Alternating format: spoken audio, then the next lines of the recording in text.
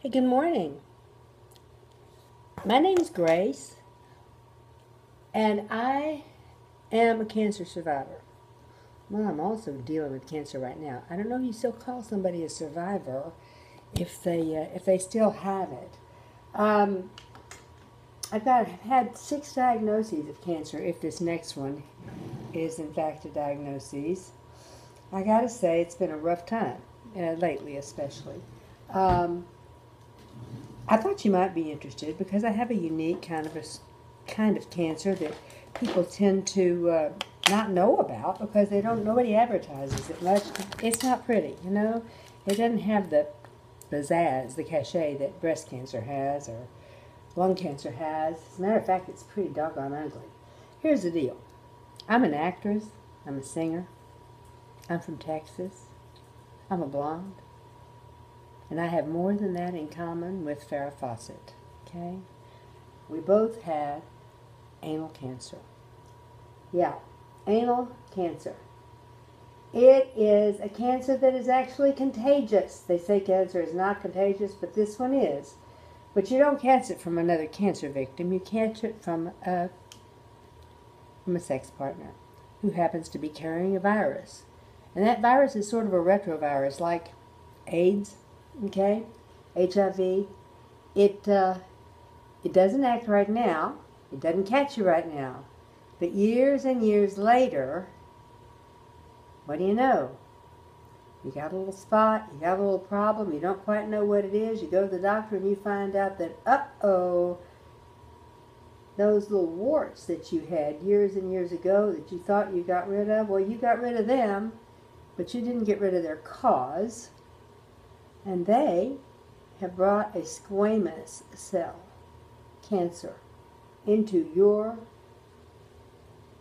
the place where the sun don't shine, if you know what I mean. And you go through some pretty rough treatment, no surgery, but radiation is very, very, very tough. It's like having a blowtorch blown up your bottom. Well, got through that one. That was in 2013 for me. And I had been cancer-free, completely cancer-free for 13 years at that point. 13 years prior to that. No, 10 years at that point. Sorry about that. I'd been diagnosed with my second case of breast cancer. You see, my first case of breast cancer was when I was 34 years old. It was 1978 when my baby, my only child, was just a year old. I thought sure I was going to die, and so did everybody else, because back then that's what you did when you had cancer. You died.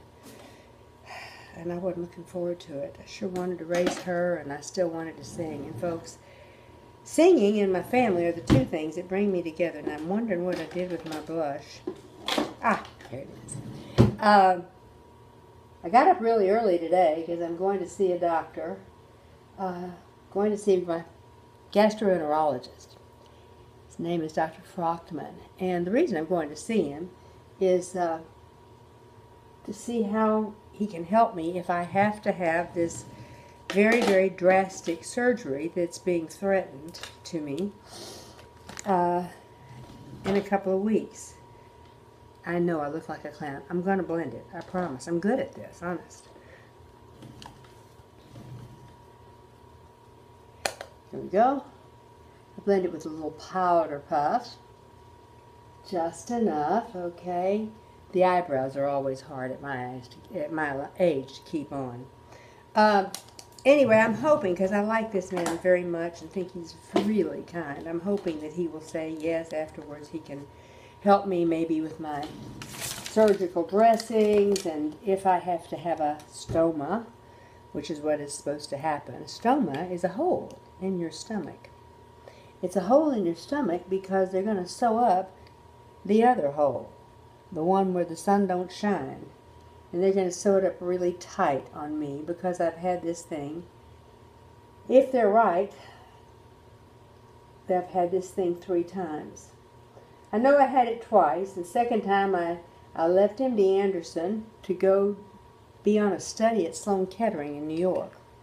And I had a different form of of radiation. I had brachy. You know what brachytherapy is? It's what they do to prostate cancer victims, and they implant seeds in the prostate, and the seeds are radiated, and that helps. Well, if what is going on with me right now is malignant, and I pray not, then it means that the brachytherapy did not work on me, and it has come to life again. That's a pretty yucky thought if you want to know the truth. Excuse me, I got to look for some eyeshadow here. Oh, what do I want to look like today? I think I'll go with purple. I always like purple. Anyway, the third time is really the charm. The second time was supposed to be the charm. But my daughter found this study at Sloan Kettering and got me into it, and it put off, if it turns out to be the inevitable, it put off the inevitable for a couple of years. But the bottom line is that I've got a place inside that is tough. It's fibrous. And that's what radiation does. You know, radiation kills things. It kills cancer, but it also kills your cells, and things eventually become necrotic and hard, and you lose sensation and all that stuff. Well, that's to be expected. And this is for sure partly a radiation scar, but maybe it's wholly a radiation scar, wholly, with a W. But if it's not, radiation scars that get fibrous like mine has done, they feel and look just like tumors. So I'm going back next week, and I'm going to have a biopsy. And if that biopsy proves to be positive, which is a strange word in cases like this because I don't see much positive about it, but if it turns out to be positive, that means it is malignant. And then they are going to strip me of the lower half of my body, basically. And I fear I'm going to be a really different person. Because right now, I'm a real happy person, and I sing all the time. And through every test, everything I go through, I sing my prayer to the Blessed Mother, the Ave Maria, Schubert's version. It's easier, you know. And I think she hears me. I really know she hears me. And I have so many other people, thousands of people that pray for me. You know, I've lived a full life. I'm 73. I've been really lucky. I have a fabulous family, one beautiful daughter, one wonderful son-in-law, and a husband that is just a dream. And now I also have, for the first and only time, I have a grandchild. Her name is Josephine, after my wonderful mother. She's going to be 10 months old this week. Tomorrow. No, day after tomorrow. She's going to be 10 months old. And so she is my reason to want to live a lot longer. Well, she and the rest of my family, and the fact that I just love to be alive. So I'm going to leave you for now. Go see Dr. Frothman. Finish my makeup. I think I need to do that. Put on something better than a robe. And I'll see you later. Okay? Bye.